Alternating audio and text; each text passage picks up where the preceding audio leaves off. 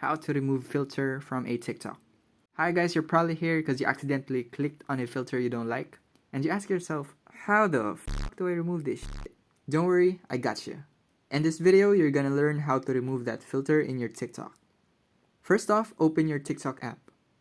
Open your camera by clicking on the plus sign at the bottom part of your screen. You know, sometimes TikTok applies random filters, so to remove it, what you have to do is to tap on Effects, then look for this icon at the top left corner of the Effects panel. Tap on it and the filter shall reset and you're back to not using any filter. Another case, you made a video with a filter you don't like. In this situation, you are only left with a choice to remake the whole video. The thing is, you don't have to worry about it because second takes are usually better and you always got this.